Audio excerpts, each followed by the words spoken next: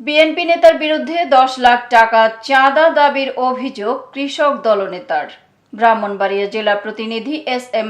নাসির উদ্দিন খানের রিপোর্টে দেখুন বিস্তারিত।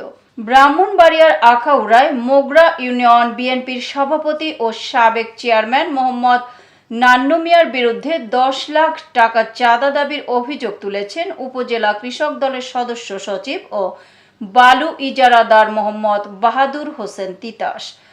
বৃহস্পতিবার দুপুরে পৌর শহরের মসজিদ পাড়ায় নিজ অফিসে সংবাদ সম্মেলন করে এ অভিযোগ করেন বাহাদুর হোসেন তিতাস। তিনি জানান, সরকারি নিয়ম মেনে আখাউড়া হাওড়া নদী থেকে বালু উত্তোলনের ইজারা নিলেও নান্নু মিয়া প্রথমে বিনা টাকায় 5টি শেয়ার দাবি করেন। পরে 10 লাখ টাকা চাঁদা দাবি করে হুমকি দেন সে।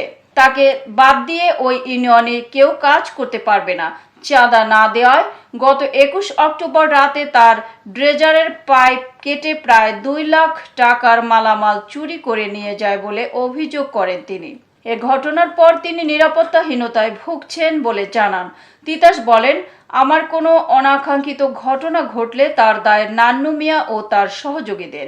অভিযোগের বিষয়ে জানতে চাইলে মোগরা ইউনিয়ন পরিষদের সাবেক চেয়ারম্যান ও ইউনিয়ন বিএনপির সভাপতি নান্নু মিয়া বলেন, অভিযোগ সম্পূর্ণ ভিত্তিহীন। তারা নদীর পার কেটে বালু তুলেছে।